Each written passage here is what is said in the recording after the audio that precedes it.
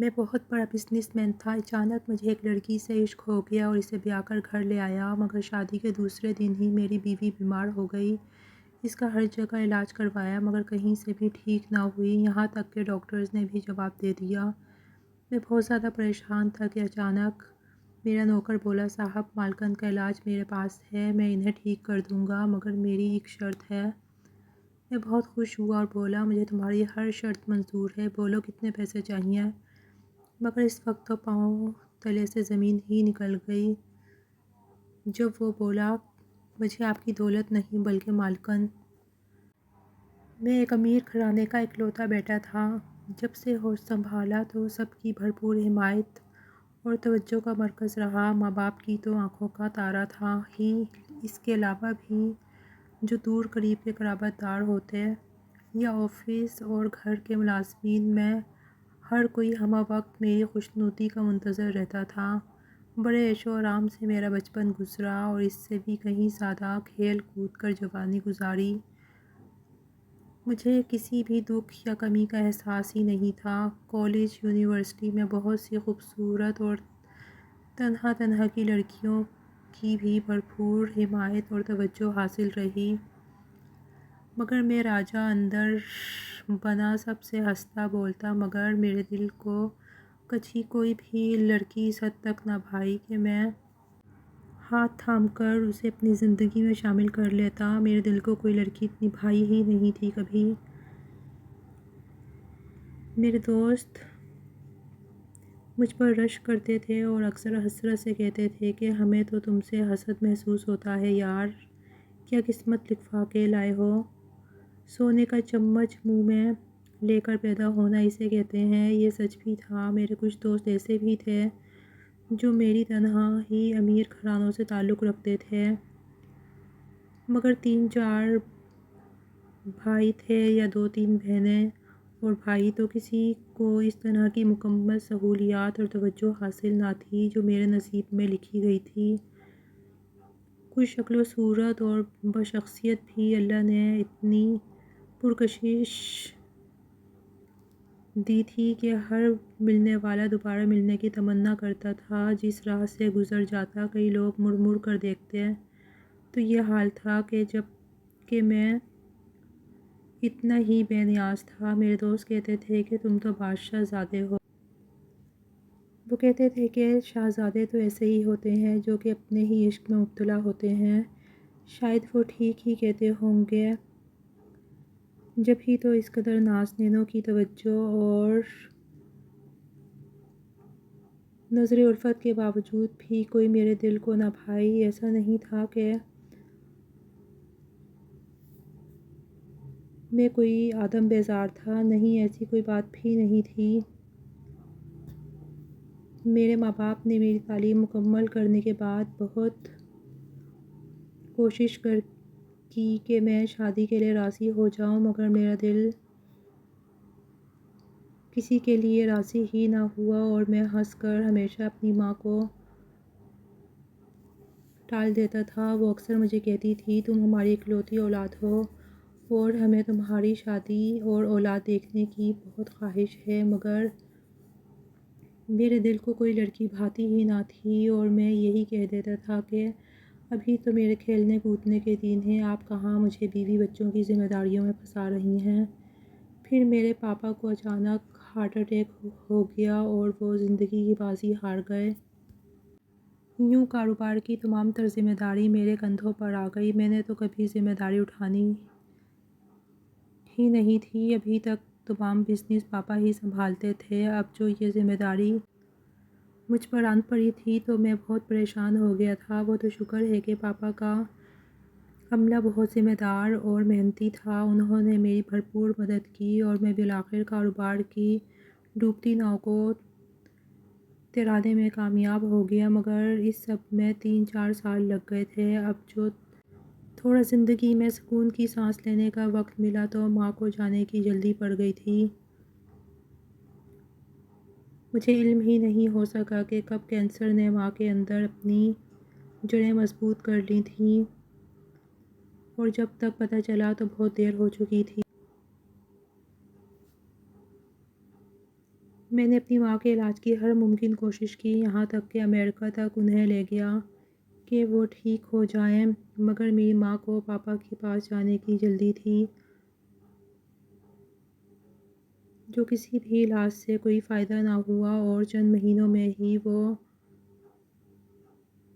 مجھے اکیلا چھوڑ کر اپنے خالق حقیقی سے جا ملیں۔ اب جب ماں اور باپ میرے سر پہ نہ رہے تھے، دونوں ہی نہ رہے تھے، تو مجھے احساس ہوا کہ میں نے ان کے ساتھ زیادتی کر دی۔ ان کی خواہش جو انہیں میری شادی اور بچوں کو لے کر تھی، وہ میں مذاق میں ٹالتا رہا۔ اب میں تنہا تھا اور میری خوشیوں کو دیکھنے کی منتظر آنکھیں بند ہو چکی تھیں۔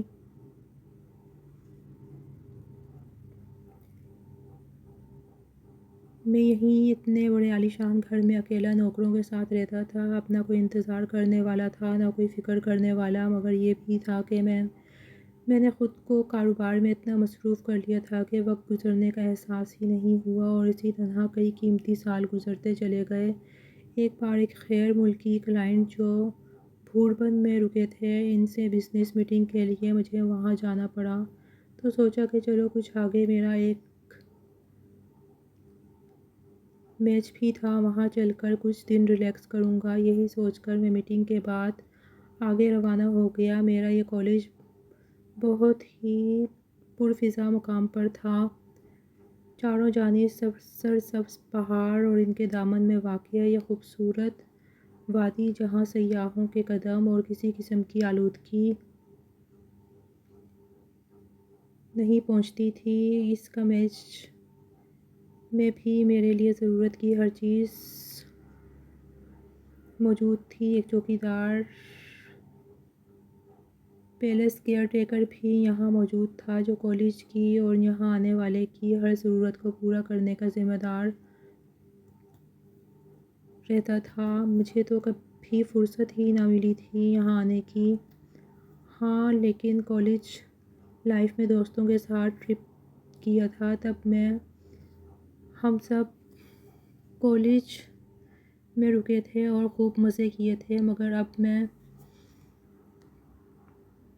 تنہا پہلی بار کئی سالوں بعد یہاں آیا تھا۔ یہاں کا جو چوکیدار تھا وہ نہایت ایماندار اور شفیق انسان تھا۔ یہ میرے بچپن سے ہی یہاں ملازم تھا۔ اس کا ایک بیٹا بھی جوان ہو کر ہماری ہی ملازمت میں تھا، اور وہ ہمارے گھر کا کیئر ٹیکر تھا، یعنی یہ خاندان جدی پشتی ہماری خدمت کے لیے رکھا ہوا تھا، اور نہایت وفادار لوگ تھے۔ میں نے کچھ دن اس وادی میں بہت ہی سکون کے ساتھ گزارے اور فکر سے آزاد ہو کر قدرت کے قریب رہا۔ صبح اٹھ کر 8 بجے ناشتہ کرتا اور پھر وادی میں موجود جھیل پر چلا جاتا۔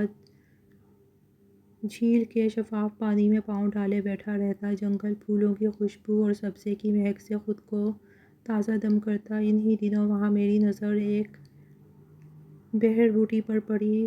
ہاں، وہ بہر بوٹی ہی تو تھی، خوبصورت لفظ تو اس کے لیے کم تھا۔ وہ تو دودھ میدے سے گوندی گئی تھی، اور پیچ سے اس کے سرخ کشمیری سیبوں میں جیسے گال جو دور سے ہی چمکتے تھے۔ میں نے اب تک شہری بناؤ سنگھار سے مزین حسن دیکھا تھا، اب پہلی بار یہ قدرت کا شاہکار میری نظر میں کیا سمایا کہ میں نے تو اس کا اسیر ہی ہو گیا۔ وہ گھوڑے پر سوار تھی اور بڑے مزے سے گھوڑے کو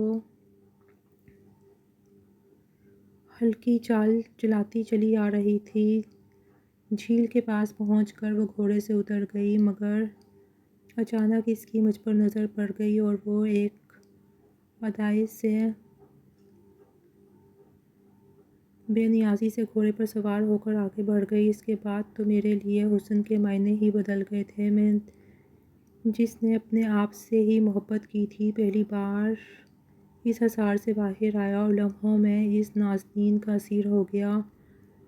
وہ کیا گئی پھر میرا ابھی وہاں دل نہ لگا، اور میں اٹھ کر کاٹیج کی طرف چل پڑا۔ کالج کے قریب پہنچا تو دیکھا کہ وہ وہاں کھڑی چوکیدار بابا سے کچھ بات کر رہی تھی۔ میں جلدی سے آگے بڑھا اور کالج کے دروازے تک پہنچا، اتنے میں وہ واپس مڑ گئی تھی۔ اس نے مجھے دیکھ کر ایک بار پھر بری طرح نظر انداز کر دیا اور اپنے گھوڑے کو ایرٹ لگا کر آگے بڑھ گئی۔ میں نے کبھی کسی کو خود کو اس طرح نظر انداز کرتے نہیں دیکھا تھا۔ یہ پہلا موقع تھا۔ میں کسی کی توجہ کا طالب تھا اور وہ مجھے کچھ سمجھنے کو تیار ہی نہیں تھی۔ میں نے بابا سے سرسری سے انداز میں بس اس کے متعلق پوچھ لیا کہ کون تھی۔ بابا نے بتایا کہ اوپر پہاڑ پر جہاں ان کا گاؤں ہے وہاں کے مکھیا کی بیٹی ہے۔ ویسے ہی گھومتے ہوئے ادھر نکل آئی تو خیر خیریت پوچھنے کھڑی ہو گئی۔ میرے لیے اتنا ہی بہت تھا۔ اب پوری رات میرے خوابوں میں اس کا بسیرا رہا۔ میں اپنی حالت پر حیران تھا کہ یہ مجھے کیا ہو گیا ہے، مگر پھر خود کو ہی کہنے لگا کہ اب آیا ہے اونٹ پہاڑ کے نیچے۔ بہت لڑکیوں کے دل توڑے ہیں، آپ اپنے دل کی خیر مناؤ۔ دوسرے دن میں نے بابا سے کہا کہ میں آپ کے گاؤں کی سیر کرنا چاہتا ہوں۔ بابا نے کسی لڑکے کو میرے ساتھ کر دیا جو مجھے لے کر اوپر نیچے اونچے نیچے کچے راستوں سے گزرتا ہوا ایک پہاڑی گاؤں میں لے گیا۔ یہ پہاڑ کے دامن میں آباد ایک گاؤں تھا جہاں زیادہ تر مکان کچی مٹی اور گارے کے بنے ہوئے تھے، ایک دوسرے سے کافی فاصلے پر آباد یہ گھر جن کی چھتیں ترچھی بنی ہوئی تھیں، ان میں کچھ مکان پکے اور خوبصورت بھی بنے نظر آ رہے تھے، جن میں سے ایک مکان گاؤں کے مکھیا کا بھی تھا۔ میرا تو وہاں آنے کا مقصد ہی یہی تھا۔ میں فوراً اس گھر کی طرف بڑھ گیا۔ وہاں جا کر میں نے اپنا تعارف کروایا۔ پہاڑی لوگ تو ویسے ہی بڑے مہمان نواز ہوتے ہیں، اور جب انہیں پتہ چلا کہ میں نیچے وادی میں موجود کالج کا مسلک ہوں تو وہ اور بھی زیادہ مہربان ہو گئے۔ انہوں نے مجھے زبردستی روک لیا اور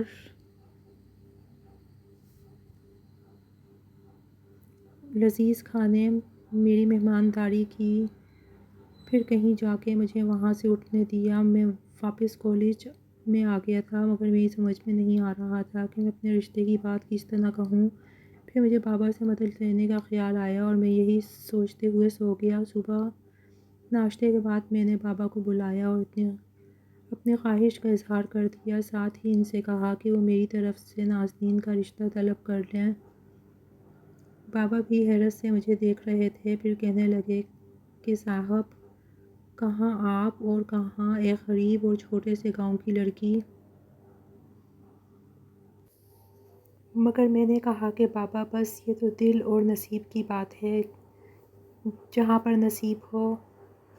بہرحال بابا نے دوسرے دن ہی گاؤں جا کر میرا رشتہ مکھیا کے سامنے رکھ دیا اور میری مالی پوزیشن کے بارے میں بھی اچھی طرح سے بتا دیا۔ بابا ویسے بھی مالکوں کی سخاوت اور امارت کے بارے میں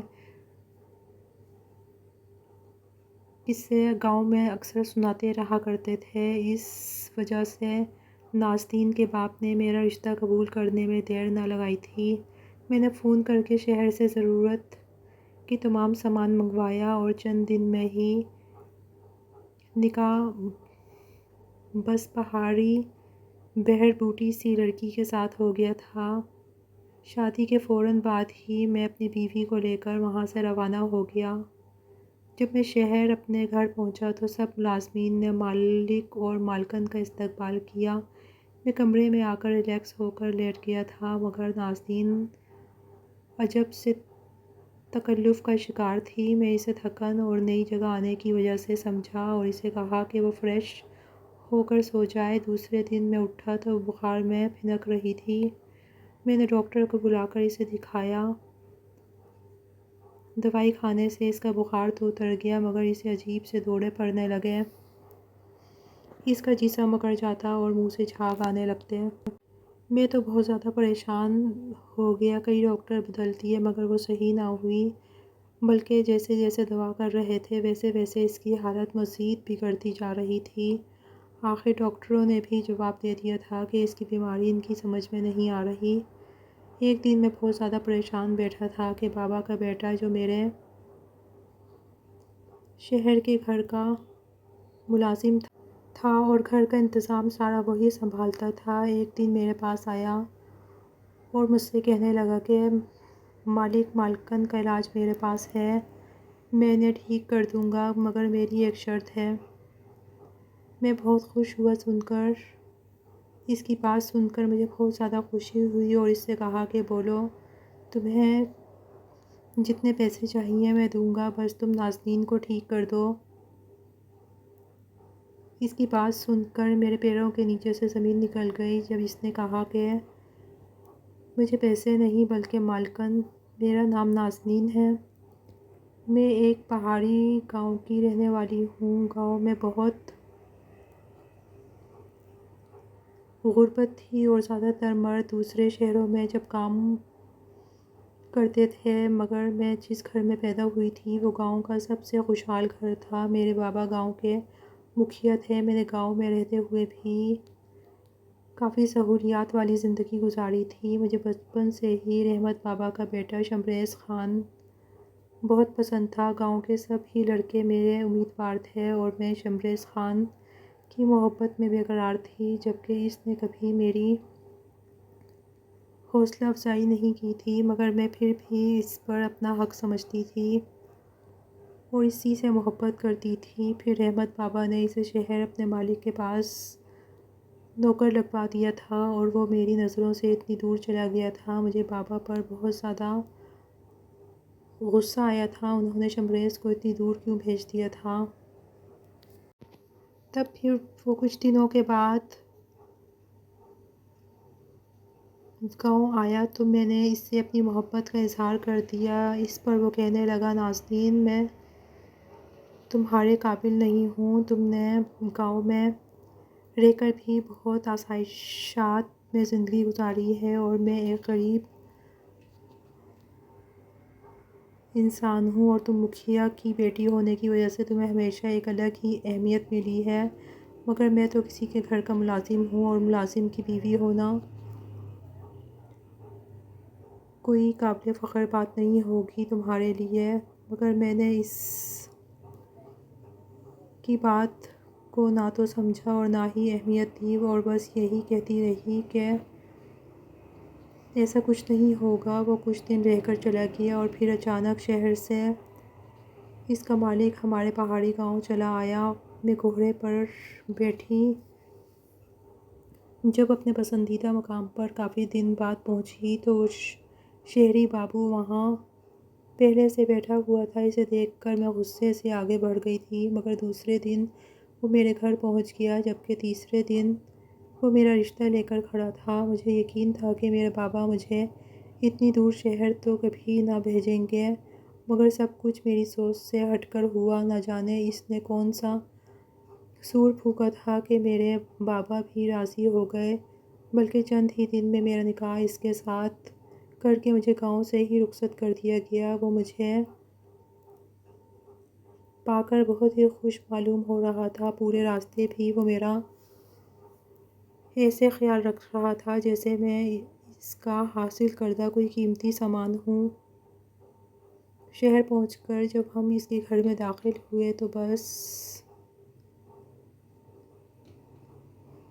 اس قدر عالی شان گھر دیکھ کر میں دنگ رہ گئی تھی اور مجھے لگنے لگا تھا کہ میں کسی بہت بڑی جیل میں بند ہونے جا رہی ہوں۔ گھر پہنچ کر بھی اس نے مجھے پھولوں کی طرح رکھا، مگر میں تو دل میں ٹھان چکی تھی کہ مجھے اس کے ساتھ کسی بھی قیمت پر نہیں رہنا، کیونکہ مجھے وہ پسند ہی نہیں تھا۔ اسی لیے پہلے تو تھکن اور خوف سے بیمار پڑ گئی تھی، مگر جب میں نے دیکھا کہ وہ میری معمولی بیماری جسے گاؤں میں کوئی اہمیت ہی نہیں دی جاتی تھی اور کاڑھا وغیرہ پلا کر اس کا علاج کر لیا جاتا تھا، اس میں بھی اس نے میرے لیے ڈاکٹروں کی لائن لگا دی تھی، تو میں یہ سب دیکھ کر حیران رہ گئی۔ میرے ذہن میں ایک منصوبہ آ گیا اور میں نے مستقل بیمار ہونے کا ناٹک رچا لیا۔ اسی طرح میں نے کئی مہینے نکال دیے اور اسے اپنے قریب نہیں آنے دیا۔ ایک دن اس نے مجھے کہا کہ وہ مجھے طلاق دے رہا ہے اور اس کے بعد مجھے اپنے نوکر کے ساتھ بھیج دے گا۔ میں نے خوشی سے اس کی یہ بات قبول کر لی۔ مجھے تو اندازہ ہی نہیں تھا اتنی آسانی سے میری جان اس سے چھوٹ جائے گی۔ پھر اس نے مجھے ایک کاغذ دیا اور کہا کہ یہ تمہارے طلاق کے کاغذ ہیں، اب تم میرے نوکر کے ساتھ جہاں چاہے چلی جاؤ۔ میں تو یہ سن کر بہت خوش ہوئی کیونکہ اس کا نوکر تو وہی تھا جسے میں پسند کرتی تھی۔ میرا اس سے نکاح ہو گیا اور وہ مجھے تن کے کپڑوں میں اس قید خانے سے نکال کر لے گیا۔ میں نے اس سے کہا کہ دیکھو، میں تمہیں چاہتی تھی اور تم مجھے مل گئے، مگر وہ کہنے لگا کہ تمہاری وجہ سے میری لگی لگائی نوکری چھوٹ گئی ہے اور مجھے بہت نقصان ہو گیا ہے۔ مجھے تو نوکری کر کے لازمی پیسے بابا کو بھیجنے ہوتے تھے اور وہ بابا نے میری بہنوں کی شادی پر قرض لیا ہوا تھا، وہ ادا کرنا پڑتا ہے۔ میں نے اس سے کہا کہ وہ کہیں اور نوکری کر لے یا گاؤں واپس چلا جائے، مگر اس نے گاؤں جانے سے انکار کر دیا تھا اور کہنے لگا کہ یہاں شہر میں ایک اور صاحب بس کی پہچان کا ہے، وہ اب وہاں جا رہا ہے، وہاں وہ مجھے اپنی بیوی ہی بتائے گا۔ ساتھ ہی کہنے لگا اب تم میرے گلے پڑ ہی گئی ہو تو کیا کروں؟ مجھے یہ باتیں بہت ہی عجیب لگ رہی ہیں، اسے تو میری کوئی پرواہ ہی نہیں تھی، الٹا وہ مجھے بہت سمجھ رہا تھا۔ پھر ہم وہاں سے کافی دور ایک اور گھر میں نوکری کے لیے گئے جہاں ان لوگوں کو 2 لوگوں کی ضرورت تھی، اسی لیے اس کے ساتھ ساتھ مجھے بھی نوکری پر رکھ لیا گیا۔ ویسے بھی بس میں نے بھی کہہ دیا تھا کہ مجھے اپنا بوجھ خود اٹھانا ہے، اب مرتی کیا نہ کرتی، مجھے بھی اس گھر میں ملازمت کرنی تھی۔ اپنے صبح سے شام تک گھر کے کام کرتی اور پھر ہر کسی کی باتیں سنتی، ذرا سا بھی کوئی کام غلط ہو جاتا تو مالکن 1 منٹ میں ہزاروں باتیں سنا دیتی۔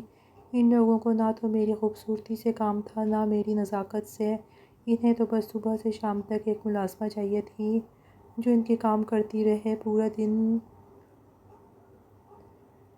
کوٹھے کے بیل کی طرح کام کرنے کے بعد ایک چھوٹے سے سرونٹ کوارٹر میں 2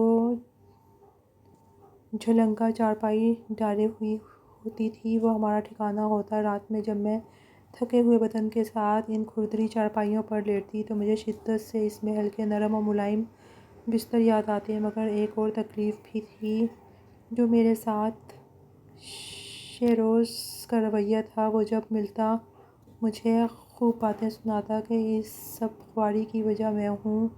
اس کا کہنا تھا کہ وہاں اسے عمدہ کھانا، عمدہ بستر ملتا تھا اور یہاں وہ میری وجہ سے یہ مشکلات برداشت کر رہا تھا۔ اس کو نہ تو میرے حسن سے کچھ لینا دینا تھا نہ میری تکلیف کا احساس تھا۔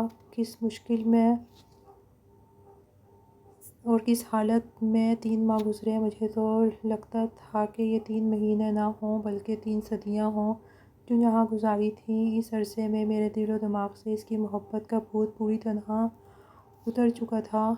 اب مجھے رہ رہ کر اپنے شوہر کی مہربانیاں اور محبتیں یاد آتی تھیں، وہ تمام نعمتیں جو مجھے بنا مانگے ہی مل چکی تھیں، مگر مجھ جیسی ناشکری بھی کوئی ہوگی جس نے تمام نعمتوں کو ٹھوکر مار کر اس ذلت بھری زندگی کا انتخاب کر لیا تھا۔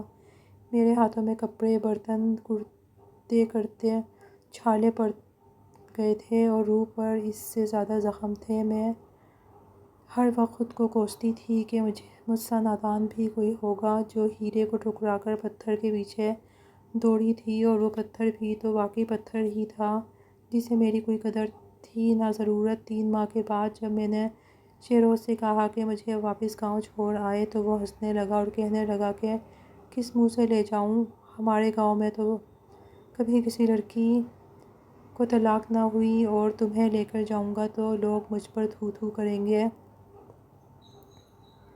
میں تو اپنی ہی نظروں میں گر چکی تھی۔ میری اس کی نظروں میں یہ اوقات تھی جبکہ میں نے اس کی خاطر یہ سب کیا تھا۔ اب میرے نصیب میں صرف رونا دھونا رہ گیا تھا۔ ایک دن شیروز نے بھی مجھے طلاق دے دی اور خود نہ جانے کہاں چلا گیا تھا۔ جاتے جاتے کہہ گیا تھا کہ جو عورت اتنی آسائشات دینے والے آدمی کے ساتھ نہ رہ سکی وہ مجھ ملازم بندے کے ساتھ کیسے گزارا کرے گی۔ یہ کہہ کر تو اس نے مجھے گویا آئینہ دکھا دیا تھا۔ اب میرے پاس رونے اور اپنی غلطیوں پر پچھتانے کے علاوہ کچھ بھی نہ بچا تھا۔ اب میں ان مالکوں کے رحم و کرم پر تھی۔ یہاں میری کوئی بھی حیثیت نہ تھی اور شہروز کے جانے کے بعد تو مالکن نے بھی مجھ سے ڈبل کام کروانا شروع کر دیے تھے۔ ایک دن میری مالکن کو کچھ خریداری کرنے بازار جانا تھا تو مجھے تھیلے اٹھانے کے لیے مجھے بھی ساتھ لے گئی۔ وہاں جا کر اس نے مجھے باہر گاڑی کے پاس کھڑا کر دیا اور خود اندر چلی گئی۔ کچھ دیر بعد میں نے اپنے پہلے شوہر کو دیکھا اور لمبی سی گاڑی سے اتر کر اندر جا رہا تھا۔ مجھے نہ جانے کیا ہوا، میں دوڑ کر گئی اور اس کے پیروں میں گر گئی۔ وہ اچانک مجھے دیکھ کر حیران رہ گیا، پھر میرا حلیہ دیکھ کر اس کے چہرے پر دکھ کے سائے پھیل گئے۔ میں نے اس کے آگے ہاتھ جوڑ دیے اور اس سے معافی مانگنے لگی۔ وہ تعجب سے مجھے دیکھ رہا تھا، پھر کچھ بھی کہے بغیر آگے بڑھ گیا۔ میں تو جیسے زمین میں گر چکی تھی۔